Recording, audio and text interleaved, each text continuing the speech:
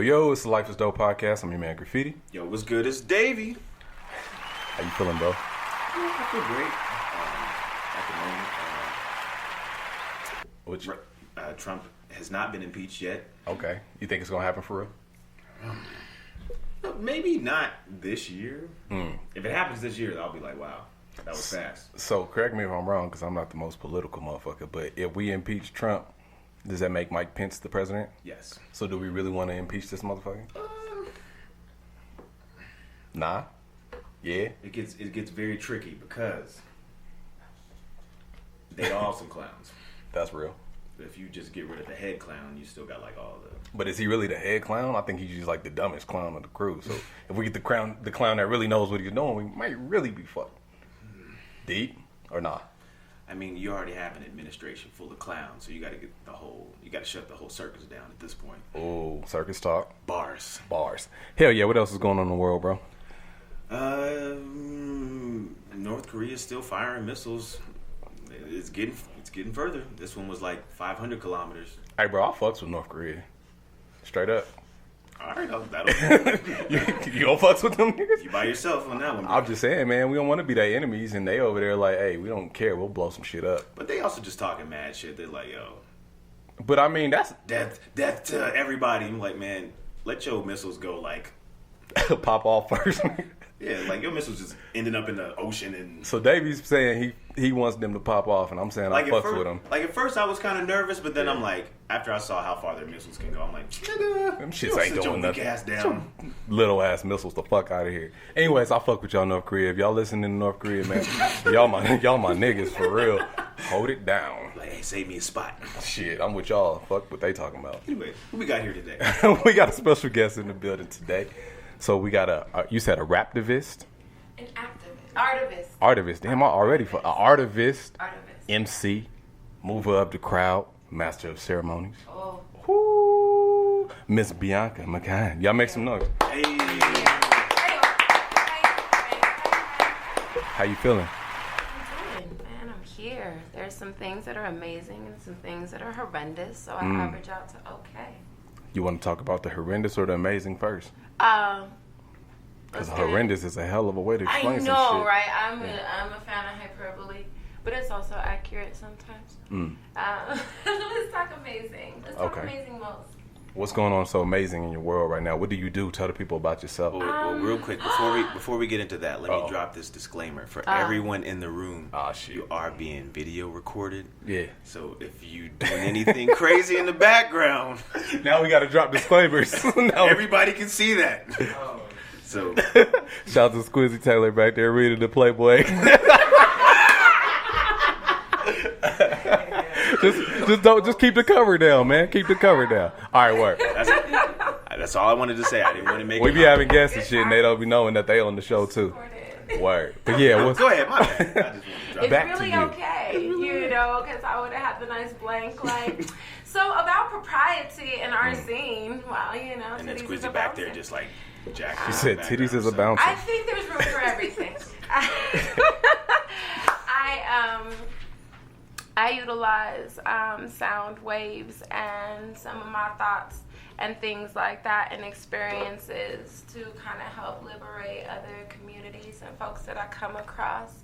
That happens to turn into art most often, and I get to share that with schools and residential treatment facilities and partnering nonprofits. I work with an amazing group called Youth on Record. Youth on Record. Yeah, Youth on Record that increases graduation rates through creative education. I foster this program called Check Your Head and authored a curriculum for that that's all about arts and mental wellness. Okay. So I've just been using art my whole life to like be somewhat okay, and so that's my job now, is to teach people art so that they're somewhat okay. Word. Seems to be most of what we can get right now. Like, he hasn't been impeached yet, but we working on it. Right. Seems to be all right. Yeah. So mental health in the youth. That's like the big thing for you right there. It's a big thing for all of us, and it always has been. But I think now we've just got more language. You know, we've got way more language, and looking at, like, I've always been surrounded by activists. I grew up in a union household. My first picket line was when I was 7. Like, Damn. no, we put our voices together and we changed things. Right. But then at the same time, kind of having my own experiences, which I always say were, like, extraordinarily ordinary. The things that I went through, I know how to articulate them to make it sound like a movie, but it's something that a lot of people are going through. Right. And experiencing. So being able to maybe be creative in how I describe it, as well as putting technical information with it, helps a lot. And our young people, I mean, a lot of us aren't okay. A lot of us are not okay, but our young people are, you know, they're even more impulsive. They're even less, like, listen to all of those things. So Right. It's epidemic status. So do you feel like that's something that's just swept under the rug, especially in the black community? I mean, yes. Yes. Like, for me, it was everything but. And what I've always dealt with is misdiagnosis to this day, because, you know, being black in Western medicine. But growing up, it's you're too sensitive, you're too mean, you just don't care, you know, all of these different things. Risky sexual behaviors, like, come on, that can't be because you were abused forever. That's because you just want to do this with your body or whatever. So I think, and know that we sweep it under in so many ways. Right. The violence in our communities, a lot of that, even though we're attacking someone else, that shit is self-harm. Yeah. Like, how many walls your friends punch? My friends punch a lot of walls. But you know that's going to hurt your hand. Is that any different than a motherfucker who puts their hand on a stove or something? Like, and so being exposed to a lot of different communities, I see that it's universal. I've done this stuff. I've done shows and stuff in whatever, you know, affluent communities, and you go to Taos and you go to Santa Fe and these art, you know, covens, and they get to, in this relaxed environment, pontificate and experience, but they're in pain. Pontificate. Yeah, and then you go to... Can you tell me what that means real quick before you go pontificate, for it? that, you know, I know up. more usage than definitions. Okay. Pontificate, to speak at length, in my opinion, sometimes without true relevance. Or, Pontificate. You know, I just needed a word for today. That's whole bunch of words without arms, there we you go. know? Pontificate. But then the pain in these affluent communities is for different reasons, but very similar to the pain that happens in the hood with our folks in the underserved communities. You could be lonely in a big ass mansion. You could be lonely in an overcrowded school. Right. Yeah, so it's just the thing. I know people who know about vegetables and all of that, but if you don't care about life, you ain't gonna fuck with vegetables. I know people who are really into sustainable housing, but I also know people who are homeless because it's too much to keep a house. Right. It's just too much. I've been at that point where I was like, or I could just walk off into the motherfucking night. I could just not, like, and not even like direct suicide, but I could just let go of the trappings of society. I could just do something easier. So yeah, I see it everywhere. Absolutely everywhere. So have you always been so socially aware, or was it something that you more so grew into or learned or became just awake about? Or Nah, I was raised woke. Been woke. I was born woke, and I don't even exaggerate. I grew up in Westminster. Okay. I was one of handful of brown families in Westminster. So my dad, the talk that is like public now that everybody's saying, oh, you have to tell your son what before he leaves the house, like that was a given early. I mean, my dad had to say, no, please understand. The neighbors smile at you like this, but they are looking for your weakness. You don't go anywhere hungry. You don't accept food. Wow. You are not safe. You will, yes, sir, no, sir. I don't care what a policeman does to you. Keep your hands visible. Like, all the things that are coming out now, it's just like, of course that's what we were told. And my brother fought every day after school off of race stuff. And I also had parents who had a lot of words. My mom read everything. She didn't read everything. She read fiction, but she read a lot of it. Right.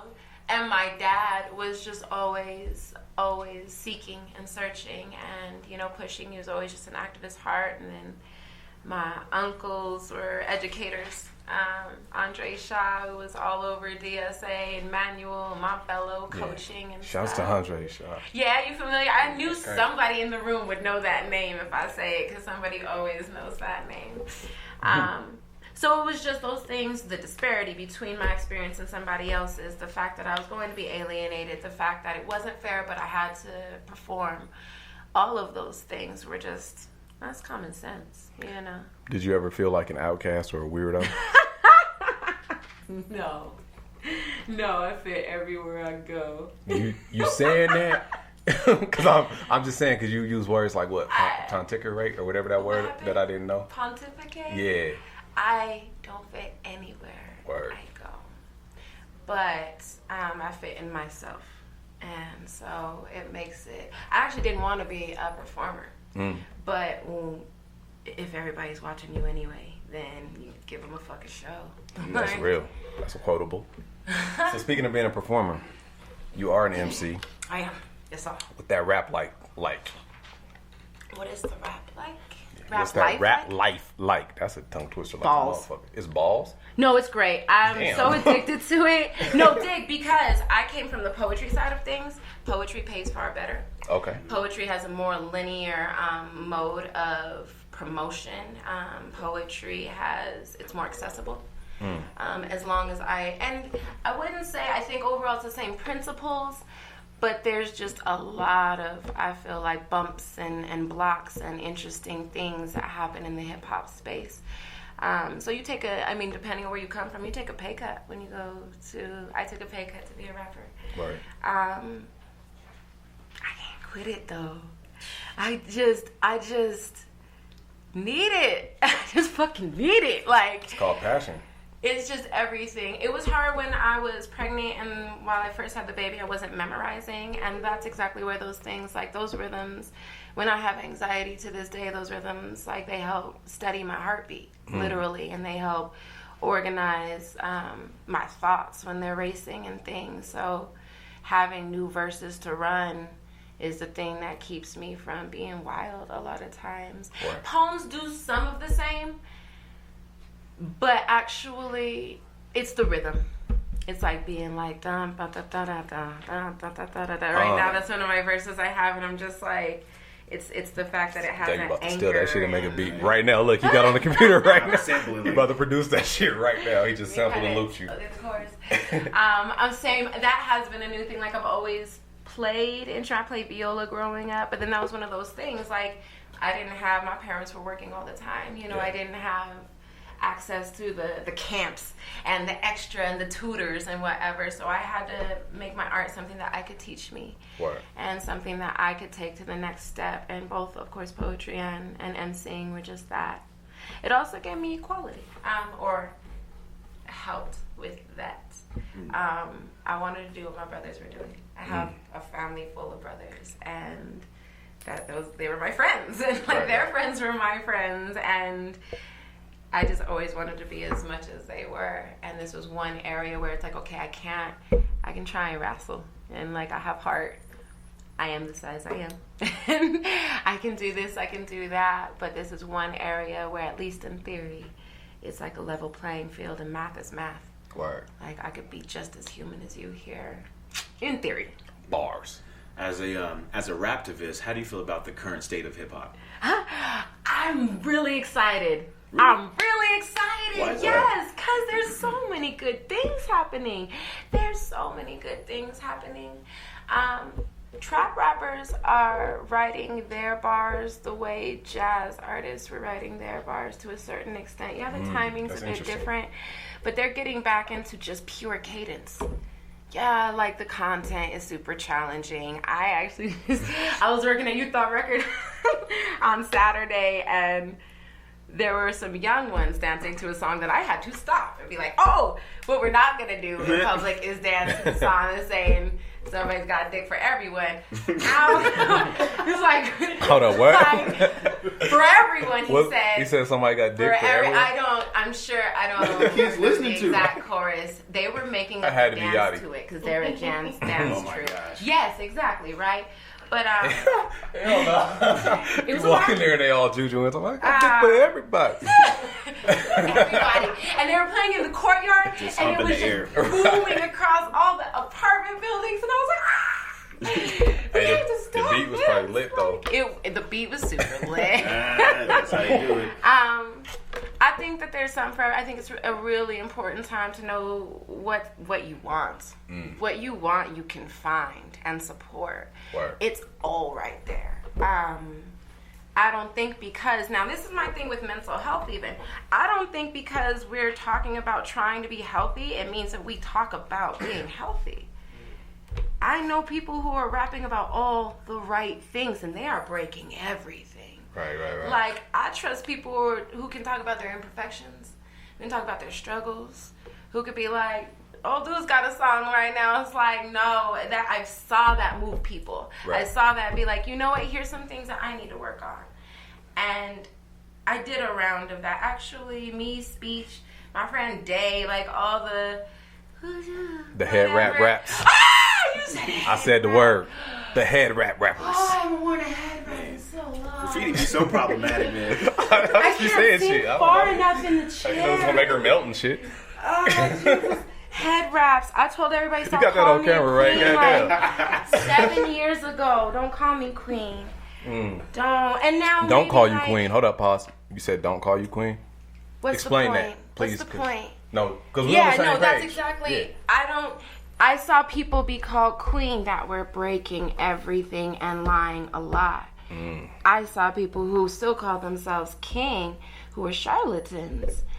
My belief, and like, especially with having a special brain that really needs to know what it knows, because anything could be real to me. So they don't like have that anything, royalty I mentality. need to know, like, I could fuck with anything, just be authentic. The authenticity is the most important thing. Queen insinuates that you are presiding over masses. It insinuates that you have people who do your work for you. It insinuates a lot of things, and I know that's not what people mean.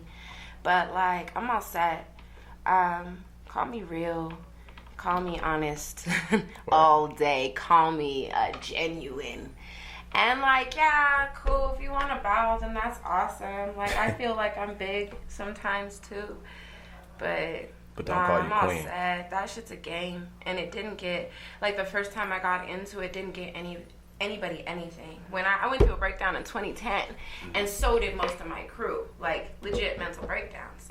Lost homes, lost cars, lost assets, lost jobs. And everybody called them queen the whole time. Damn. So, I'm all set. I'm all set. Let's just be authentic. So I do want to get your take on the situation that happened. So did you hear about Shea Moisture and the and this nigga everything say that happened Shea? to them? Damn, bro. Ain't That's it Shea? that's Aurora talk, bro. Shea like the Shea butter. moisture. Shay, fudge. And the womp of the day. Well, I read it how it's spelled, nigga. As the Nigga said Shea. natural. Why, who the hell is Shea? hated Huh? black girls. Oh, how authentic am I? Yo, they gonna cook me for that one, Oh, man. yeah, nigga, you a they meme are. for that It's one, all bro. over. You might. How deep are your edits? Or Nah, we ain't editing that shit. he said, nope, we're going in. Take two. How do you feel about Shea Moisture? So funny. I think it's really interesting how brands are at least having to pretend to be accountable. I remember the first time, or right around the first time that I saw an ad in Target that looked like me, I legit gasped. So that does super matter. I think that the internet is relentless and not patient at all. And if I'm being honest, take a shower right now. I'm a bad revolutionary. But you still I use it. I still use it. I stocked up. They do the 2-for-1. You got I'm to. not throwing those out. That's real, man. I feel like there got to be like limits to your wokeness, because you know when everybody was like boycotting Chick-fil-A or something like that, they said something. Oh, because they have horrible politics. Yeah. I was like, I don't know, man. I'm gonna go get my waffle fries. You know, like I'll be as black as I Like, want to is be, but somebody I else am gonna not make gonna. waffle I'm fries? not about to stop eating Chick-fil-A. Fuck You y'all. just have to wear a trench coat and go get Chick-fil-A. I'm still gonna eat my Chick-fil-A. So like, you gotta have some, you know. I think it's, okay, so I got challenged in a What way y'all that I talking didn't like and like chewed on for a while. Yeah. because I overthink everything. But there was this, there's this really amazing entrepreneur and like really promotes Black owned business. I hope I'm saying her name right. Jice Johnson? Jice, yeah, awesome. Really great, talking about financial, freedom, all those different things. And she put up a status like, and I wasn't writing about, life is so real. Mm-hmm. Ooh, I can't bang about conditioner. I can't. But it was funny. Yeah. And she put up like, we're so quick to abandon Black-owned business, and was kind of talking about the facts around it of, that, yes, they did sell the bank capital, but it's a non-controlling, percentage of shares that's owned. Having worked in that industry, anything over 15% is going to be influencing, if not controlling. But I was like, for me, it's the ingredient listing. And I commented on her post saying, why would you abandon Black business so quickly? And I was like, well, they said they changed the ingredients. And she got me because she was like, have you seen it? With your eyeballs, though. And I was like, yeah, I have, and got so ready to be like, I'm about to typing caps on this one. And then I had to do a search. And then I went and hit, at the point that I was about to text my friend and be like, wait, what do your labels look like? I was like, no, I'm jumping my gun. Like, because you feel like people just be fake mad? I feel like people would be fake mad. I think that maybe, and luckily I didn't let myself get mad about that thing, but yeah, it was like, am I attaching to something? Like, I'm attaching to a fact I don't know. Right. My label is the same. I legit have been using this stuff. So you still gonna use, as Baby calls it, Shea Moisture? Oh my God! I use cocoa butter, so how am I supposed to know? I always look for independent products. My body butter right now is a Shea Whip that is made by Janae Donaldson. I forget her business right now. I'm failing.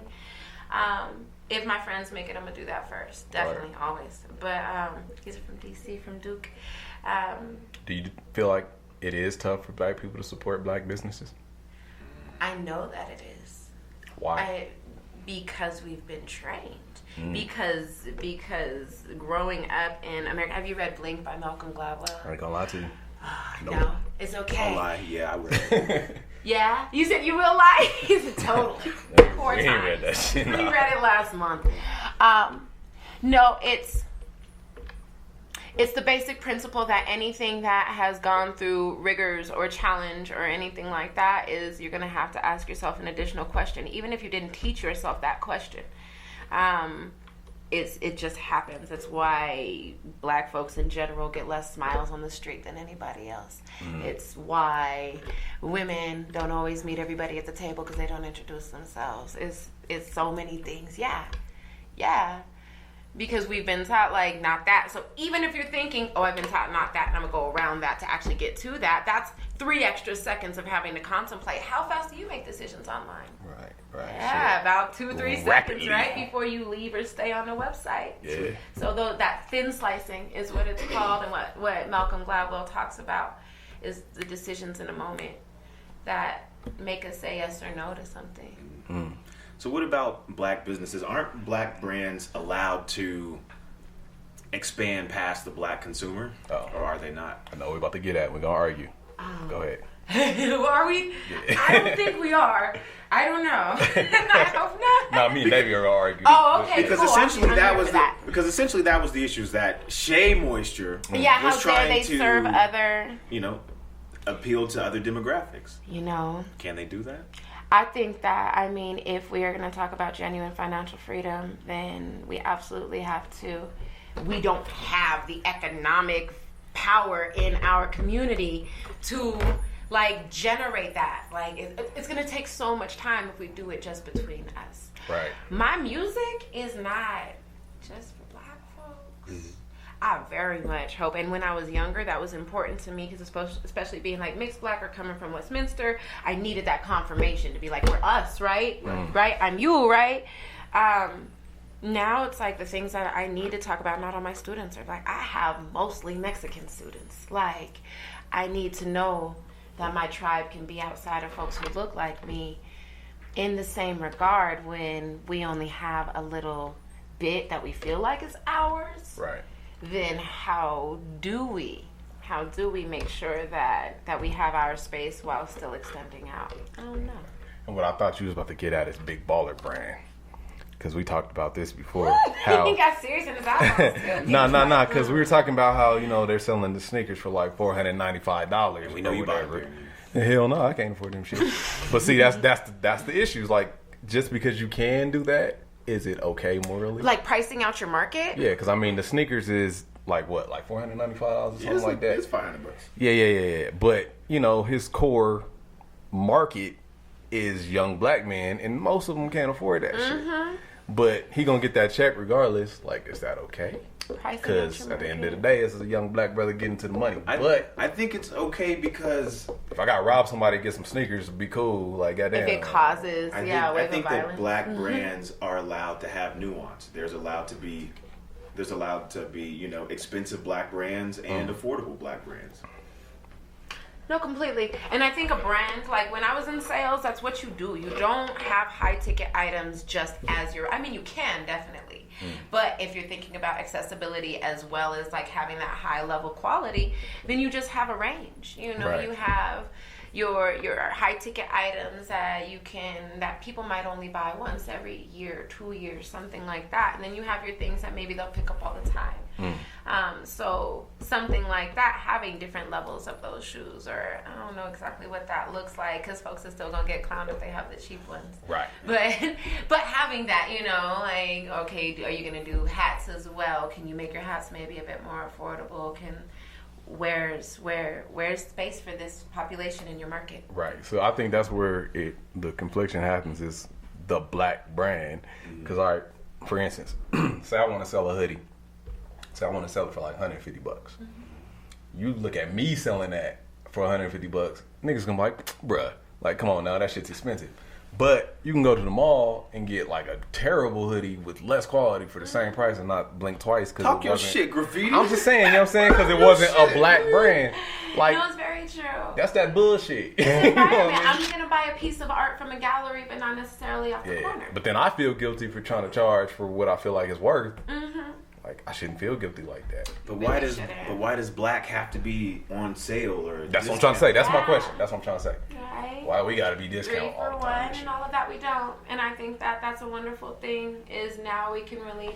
I think with things like, you know, having access and social media gets you everywhere. That in Denver we couldn't do that before. Right. Like, oh, you could, but how long is your business gonna last? Right. Because we don't even have the market. We don't have the older. I mean, of course, there's no old black money for real, because they just make sure you burn it as soon as you get a pile.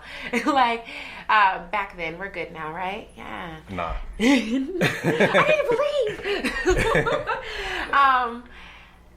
But I'm gonna get that train of thought back so hard, and it's gonna be all mine. Let's talk about, since you're talking about that, let's talk about gentrification.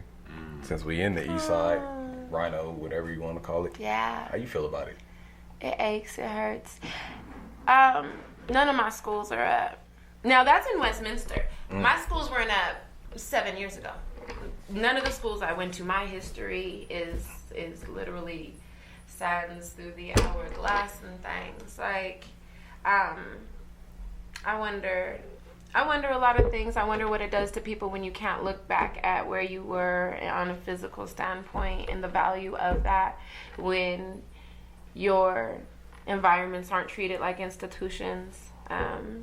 That's interesting. I wonder what you can even do.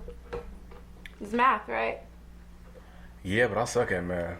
I don't know what the fuck to do. Just gonna bang out. I don't know, man. I feel like it's one of those things, like right now, technically we're in a gentrified building. So, I mean, when my neighborhood, I was over in Mayfair. I'm in Virginia Vale now. I was in Mayfair, which is like, you know, Colfax and Monaco-ish, right around there. I was excited when the coffee roaster came. I was! And they got a salon. Right. Right? So, like, it sucks until I want to go ahead and move to Albuquerque. And then I can go ahead and take my little bit more, whatever I got, and ask them to put a marble splash back on my new whatever I buy there. Right. It's wrong until you got the loot, right? My friend just purchased in D.C., and she purchased on a block where there are actually transitional shelters for like single moms and housing. Her purchasing Black young family, 2 kids, like the dream, right? Her purchasing on that block challenges those shelters. Right. Because they've technically got too many of them. Because there's that much need. Because life is fucking hard. Right. And so what? So what? Right? Does she accept that there's going to be a lot of dangerous traffic on that block? Because there is a crazy amount of wildness that happens when people know where the hurt women are. Or does, she's got a daughter. What does that mean? Right. What does all that mean? I don't know. I am a gentrifier, and I am being gentrified. So what is the cure to gentrification? Because... make money. Make all the money. Because now, I can't imagine being able to walk through 5 Points at 3 a.m. like you can probably do now. That shit was weird, bro. When we left Cervantes the other night, it was like, there's like hella Crips over here, and then there's hella hippies over here. And then like a couple crackheads sprinkled in.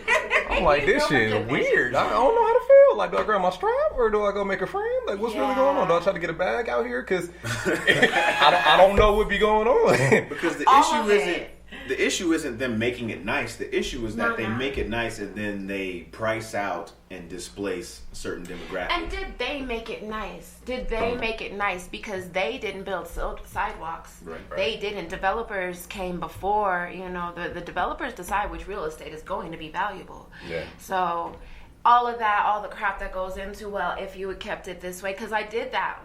I do music production at Manual Mondays, Wednesdays, Fridays. Like, right. I'm over there and I'm seeing my youth who come in frustrated because they got glared at on their way to school. Right. Or got cops called because they were in the alleyways during lunch. Oh my God, how dare they?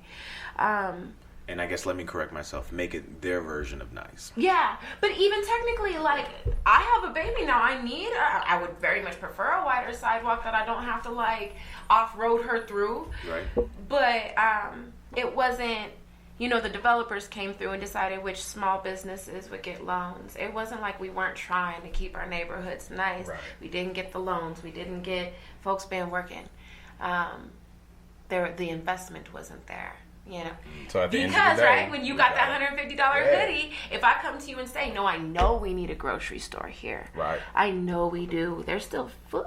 There's a food desert. Do you know that there's a high school and there's no fast food? Anything around there? The Whittier Cafe is the only thing. And then that mini grocer right there on 25th and Williams. The only thing that those kids can go to off campus for lunch. Like, that's just dumb. Right. That's just bad business. And you can't tell me that somebody hasn't tried to get a loan or something to start a business there right where that barbecue place was or something. Right. But can't get it, though. So what they do, they hustle out. Everybody knows where to go for the styrofoam. Like, hey, Miss Jessie's doing the plates. So go. That's literally where they go and get their fries and sandwiches and stuff. So, like... it's dumb. It's so illogical that obviously it's intentional. And then what do you do? That's the question. What do you do? Make your money. You just say, fuck it, and just go get your bag? Yeah! You talk to the hippies and find out where they got their investments from. Right. And try to make friends with them and encourage them to give you money. Hey, shout out to Barrel's Beer Company. Yeah, I'm not kidding at all. And it tastes good. Let me go up on another cut. No, really, I think that I had to think about that. Like, being an artist, do you take sponsorships? Especially being in the poetry world, we're not going to take a sponsorship. Like, you're not. So we're going to be in a van and drive to Texas instead of taking this sponsorship. No, we're not. We're taking the sponsorship. We're going to try and keep it as authentic as possible. Any sponsor that wants to change the content, no. And that's your line. I mean, that's my line. Word. My content is mine. Anything else, we can pimp for Jesus if we need to. Pimp for Jesus. I stole that. That might be the title of this episode. Or that's your new mixtape, Pimpin' for Jesus. Goddamn. All right, man. So I noticed that you're light skinned. You see how I leaned back? Because I knew Davey was going to say some shit like that. You going to ask her if her car works? Where? Right. Where? Davey has a theory that light-skinned girls' cars don't work. Is that true? Amazing. Man, what's the math? Help me understand. Why are you living in the Are you past, not graffiti? You light-skinned? said it, I bro. have so many questions. Graffiti's bringing up all this old stuff. Bringing up You shit got from last blonde episode. tips. My question is, To highlight the gold. She said you got blonde tips. Talk to her, I'm roast him. defensive right Roast now. that nigga. You ready? You kind of cut me a little bit. I don't know why. let me ask you. Do you believe in light skin privilege? Oh, yeah.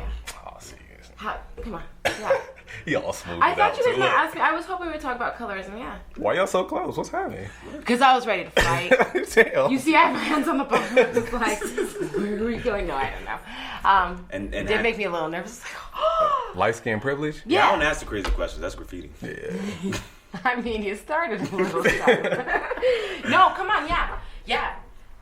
All day. All day. We can expound upon that, but just all day. I get caseless in my car, and in the blocks that it takes for somebody to recognize that I'm black in my car versus, somebody else to recognize, that's the difference between the time that it takes to U-turn. Mm-hmm. Right there.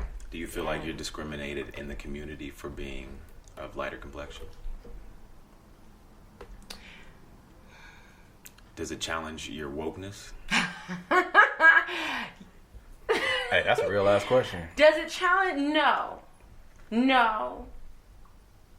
I don't really know how it could, but I understand that's probably a thing. I just have a hard time conceptualizing how it...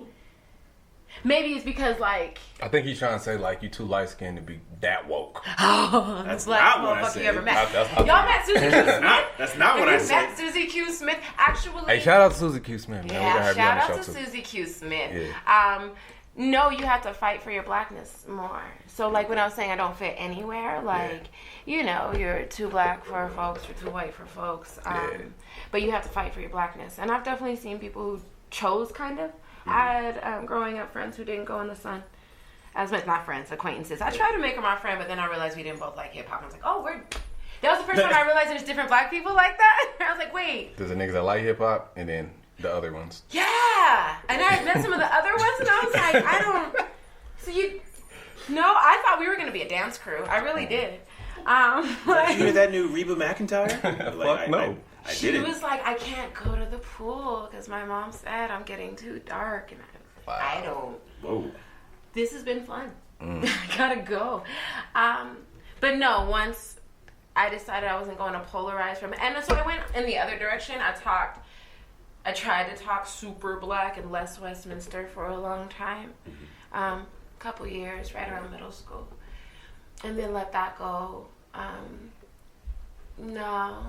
I think that maybe, I don't know, I think I have blind spots. There's probably a lot of things that would be easier for me if I were looking for the easy thing. I don't But know because you didn't those go that are. route. Yeah. Okay. I was ready to fight. So light skin privilege is real. That's All right. super real. I got a final Size question. privilege is real. Oh, okay. Sorry, I didn't No, you good. Size privilege. Size Yeah, privilege let's- is super real. I don't have to guess whether or not I can go into a store and shop. I can't shop with my friends. Like, their stores are different stores than mine. And there's probably height privilege too. Completely. Actually, I was just reading In Blink by Malcolm Gladwell. I was reading that CEOs, while the general population is like 12% of men are right around 6 foot, but when you get to the CEO population, it's like 58%. We believe people more when they're taller and stuff.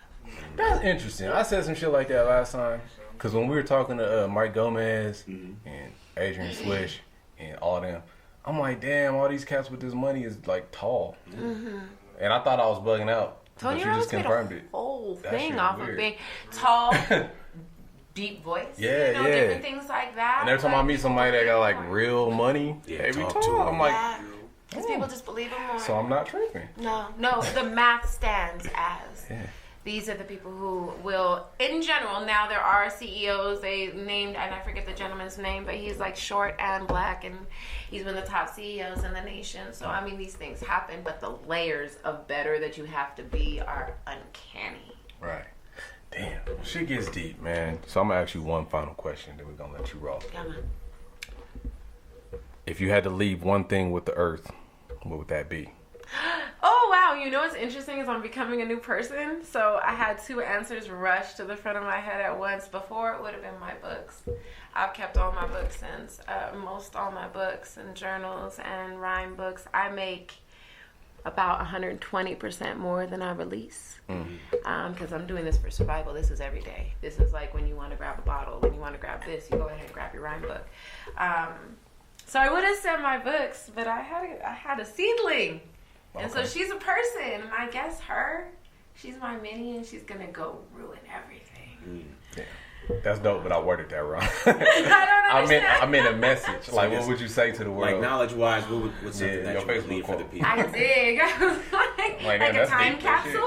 I would put lip balm and my baby and rhyme books. I think that anytime people are expressing or imposing pain, that there is something that can be supported or fixed to improve the situation. I believe that people are doing their best, and with education, that best could be better. I believe that especially marginalized populations have been going through it for absolutely ever. And as we talk about, that's a lot of why I push mental health, because so much of what's going on in the hood, so much of what's going on with gang violence, so much that's going on with that is hurt and underserved people perpetuating pain. And I think there's a lot of ideas about moral failing around that, instead of just saying you're hurt and we need to take care of that. The first time I looked at one of my dudes in workshops, like, you know, trying to reform from gang activity, whatever. And, you know, they always try to scare you at first. Be like, miss, I'm violent, I'm crazy, I'm this, I'm that. I'm like, yeah, me too. We want to do, we want to compare scars. I know you got yours from strangers. That's almost easier. You want to talk. Like, the first time you tell them, like, that sounds really painful. It sounds like you're in a lot of pain. Yeah. Break. Just whole shell breaks. And I don't see anything. And maybe some people are so far gone into that they can't be around general population. They can't be in society, and they won't ever be safe in their lifetime. But I believe that's where all that comes from. Right. And I think the more we humanize and push mental health, the more we will have to address greed, racism, all of it, access. Because it'll come down to, why do you want to be more than the people around you? Addiction. Why do you, if you do drugs every day, which I have absolutely no judgment for, what's wrong with your regular brain? Something's going on there. If you need to relax, you're not relaxed right now, just being you. Right. Why isn't that relaxing? Humans don't want to be in pain, and we deserve support. Damn. Another one. Shit. Right. You sons of bitches. Snap it up. Y'all got some incense? Y'all got some incense? I'm gonna have to go All the stereotypes in this motherfucker. Light some candles and shit. Man, well, we appreciate you. We have to have you come back, because I feel like we can go for forever. Yeah, I can do this. All kind of big words and shit. So, man, Pontificate. let's make some noise, y'all, for Miss Bianca Mikahn. Hey. Word. Hey, real quick. Where can people find you? Oh, my name is so weird. It's mine everywhere. It's Bianca like regular, and Mikahn, M as in Mary, IKAH, and at anything. Twitter, Facebook, all of the likes. The songs are on the tunes, iTunes, and Spotify's and things. Word. And I'll be, I don't know, when does this come out? Shit, it'll come out sometime. Okay, fair. Just say something. Before July?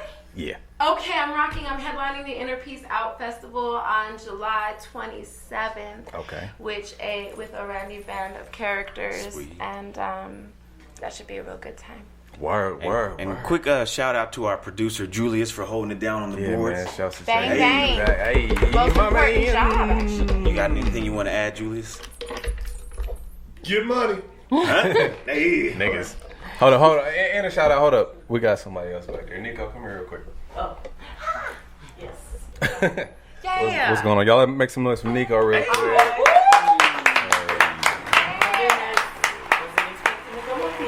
We're just gonna wrap it up, but I'm gonna slide you the mic real quick.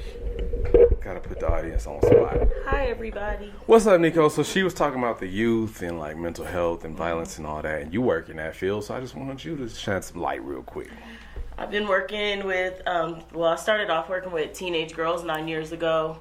I worked at Excelsior Youth Center, which was a treatment facility. Now I work at Mount View Youth Service Center, so it's the jail. And I work with boys and girls. When I started working there, I had never really worked with boys. And a lot of those boys are angry. A lot of those boys were in gangs. Some of them were there. I work in the regression. That's the kids that keep coming back. So they're trying to, some of them are like 19 and 20, and they're trying to finish their juvenile time. Right. So, I mean, pretty much what I do, as I'm a security officer, but as an officer, I still try to do what I was doing, which is counseling. Right. So I still try to show them some support and let them know, like, hey, what are your goals when you leave? Like, what do you want to do? Like, you can't continue to focus on being with your homeboys and selling dope and, you know, gangbang and all that stuff. And, you know, a lot of the boys respect me, which I didn't think was going to happen, but I have more problems with the girls than I do with the boys. But I mean, a lot of these kids just don't have support. I've worked with girls who have been trafficked, and trafficking is huge in Colorado, and a lot of people don't know that. Yes, yeah, I didn't know that. There are a lot of girls that get trafficked here from the ages of 13 to 20. Yeah. I have a girl when that then they call it sex workers. Right. Then they're choosing. Right, exactly. And I mean, a lot of these girls, they're on the run, so they need to make money. They get with somebody that says, "Hey, I'm gonna give you some shelter, give you somewhere to stay," and then they start selling them and, you know, making them have sex with people they don't want to have sex with, and they feel like they don't have a choice. So and then they start doing, you know, other things to make money. And I mean, these girls go to trial and they're scared because they feel like those people are gonna find their families and murder their mom and dad, because that's what they're telling these girls. I'm like, they don't know where you live. They met you downtown, so they don't know who your mom and dad is. But these are kids, and they still think like kids. But that's always been my passion. My cousin worked at Excelsior for 15 years. And her telling me the stories about these kids, I wanted to get involved and I wanted to do something. I did retail forever, and I was like, I want to do something that means something. I got a degree in criminal justice, and my choice was to work with kids. And you know, you can't turn a grown up around. You can't teach an old dog new tricks. I tell them, man, you can't save these old. You know, and some of my girls are married and they have kids, and some of my girls are actually trying to do this. I have a girl that was trafficked, that now she helps the police try to track some of these people down, and you know, turn that around for the rest of the girls and speak, and she has a voice for those girls. I have another girl who was a huge drug addict, and now she does this. She does what I do.